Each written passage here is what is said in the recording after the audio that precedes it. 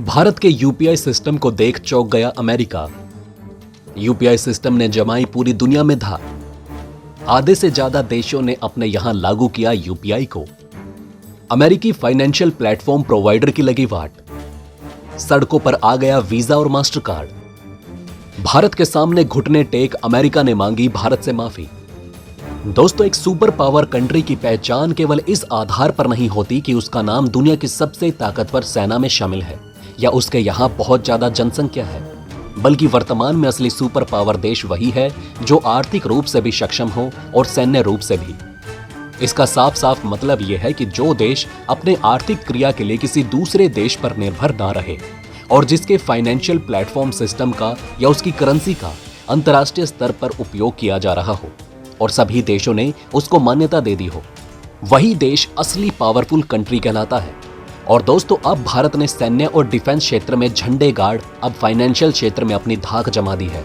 और दोस्तों, ये देख अब अमेरिका और अमेरिका की फाइनेंशियल कंपनियों का भारत को सामने देख डर के मारे हाथ पैर कांपने लगा है। जी हां दोस्तों, national payment corporation of India ने हाल ही में यूरोप में भारतीय डिजिटल भुगतान मोड को सक्षम करने के लिए फ्रांसीसी भुगतान लेन देन फर्म वर्ल्ड लाइन के साथ साझेदारी की और इसमें रुपए कार्ड के माध्यम से पॉइंट ऑफ सेल भुगतान और यूपीआई लेन देन के लिए QR code based payment system शामिल है, जिससे अब सभी भारतीय लोग आसानी से यूरोप में भी यूपीआई और रुपए से पेमेंट कर सकेंगे। दोस्तों, पिछले कुछ महीनों से एनपीसीआई ने ओमान, सऊदी अरब, फ्रांस जैसे कई देशों में बैंकों या भुगतान कंपनियों के साथ भागीदारी की है ताकि इन देशों में भारतीय नागरिकों के लिए यूपीआई उपलब्ध कराया जा सके। इसके पहले से ही नेपाल, भूटान, सिंगापुर और संयुक्त अरब अमीरात के साथ भागीदारी है। इनमें से कुछ देशों में साझेदारी केवल यूपीआई के लिए है, जबकि कुछ में रुपए कार्ड पेमेंट ऑफ सेल टर्मिनलों पर भी काम करेंगे। दोस्तों, NPCI international payment limited Bharat में सबसे लोकप्रिय डिजिटल भुगतान को अंतर्राष्ट्रीय स्तर पर अपनाने के लिए सक्रिय रूप से अभियान चलाने के साथ घरेलू भुगतान प्लेटफॉर्म के अंतर्राष्ट्रीय विस्तार की देखरेख कर रही है।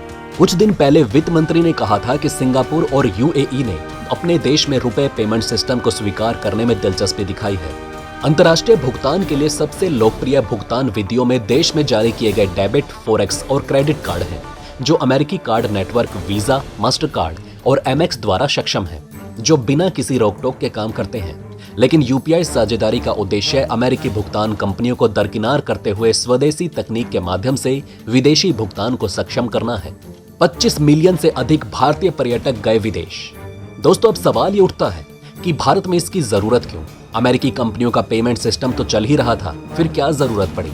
तो दोस्तों, जब दुनिया में सबसे ज्यादा विदेश घूमने वाले नागरिकों की लिस्ट में भारत का नाम आता है, तो उनको सुविधा प्रदान करने हेतु और भारत की स्वदेशी तकनीक का प्रसार करने हेतु ये करना जरूरी है।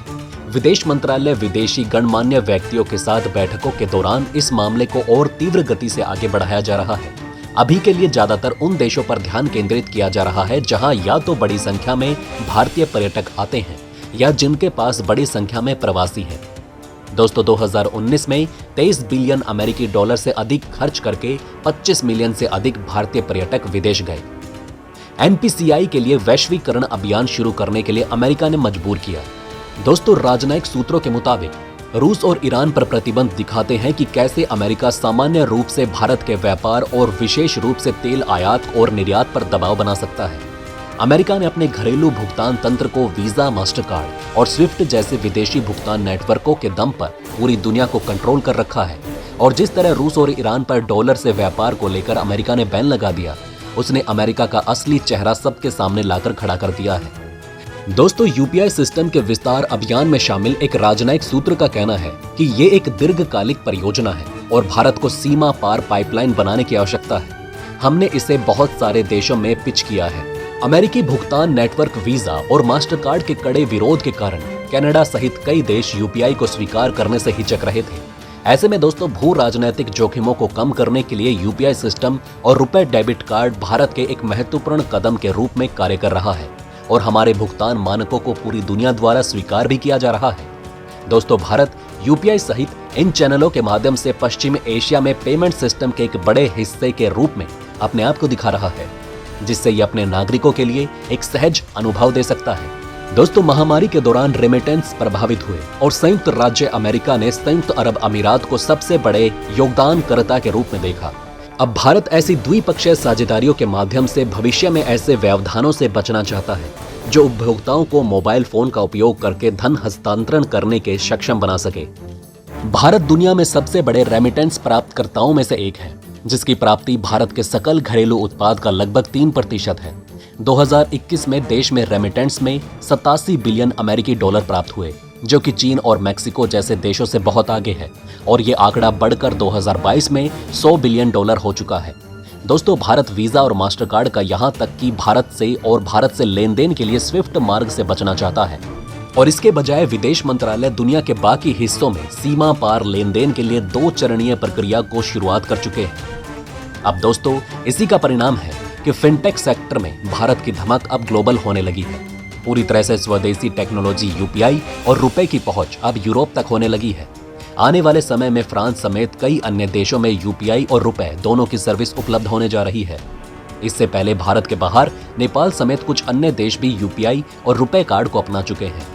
सच तो यह है कि फ्रांस के साथ यूपीआई पेमेंट सिस्टम और रुपए डेबिट कार्ड को लेकर जो समझौता हुआ, उसने भारत के यूपीआई और रुपए डेबिट कार्ड पेमेंट सिस्टम की नींव यूरोप में डाल दी है। और अब ब्रिटेन जैसे कई देशों से बात चल रही है, और ब्रिटेन से तो यूपीआई सिस्टम को लेकर फाइनल डील भी हो चुकी है। दोस्तों, भारत का यूपीआई पूरी तरह से स्वदेशी डिजिटल पेमेंट इंटरफेस है। ये इतना सिंपल और सिक्योर है कि अमेरिकी सेंट्रल बैंक फेडरल रिजर्व भी इसकी तारीफ कर चुका है। गूगल ने भी अमेरिका को यूपीआई को अमल में लाने या उसके जैसी कोई टेक्नोलॉजी डेवलप करने की मांग की थी। अभी यूपीआई का इस्तेमाल भारत के बाहर भी होने लगा है, जिसमें पड़ोसी देश नेपाल ने हाल ही में यूपीआई को अपनाया। इसके अलावा सिंगापुर, संयुक्त अरब अमीरात, ओमान, सऊदी अरब, Malaysia, Singapore, Britain, France, Philippines, Thailand और भूटान भी यूपीआई को अपना चुके हैं। दोस्तों, सच तो यह है कि जब से भारत के रुपए डेबिट कार्ड और यूपीआई पेमेंट सिस्टम का पूरी दुनिया में प्रसार होने लगा है, उसने अमेरिकी फाइनेंशियल कंपनी वीजा और मास्टर कार्ड को भारी नुकसान दिया है। जी हां दोस्तों, पेमेंट गेटवे कंपनी वीजा ने अमेरिकी सरकार से शिकायत की है कि भारत के घरेलू भुगतान प्रतिद्वंदी रुपए ने अनौपचारिक और औपचारिक प्रचार ने एक प्रमुख बाजार में वीजा के व्यापार को नुकसान पहुंचाया। रुपए कार्ड को भारत के प्रधानमंत्री नरेंद्र मोदी द्वारा स्वदेशी उत्पाद के प्रयोग और राष्ट्रीय सेवा की भावना से प्रचारित किया गया। दरअसल दोस्तों, भारत का रुपए डेबिट कार्ड भारत में तो वीजा और मास्टर कार्ड की मार्केट खा ही गया, बल्कि अब जिन देशों में रुपए डेबिट की मंजूरी दे दी गई, वहां भी अब रहने वाले भारतीय वीजा और मास्टर कार्ड का इस्तेमाल बंद कर रहे हैं। आरबीआई के आंकड़ों के अनुसार 2020 में ही भारतीय कार्ड बाजार में रुपए की हिस्सेदारी 60% से ज्यादा हो चुकी थी, जबकि 2017 में यह हिस्सेदारी महज 15% थी। कार्ड नेटवर्क में वीजा और मास्टर कार्ड जैसे दिग्गजों को भारतीय बाजार में संयुक्त हिस्सेदारी 40% से भी नीचे आ चुकी है, और यही डर अमेरिकी कंपनियों को सता रहा है कि भारत से उनका सुपड़ा साफ ना हो जाए।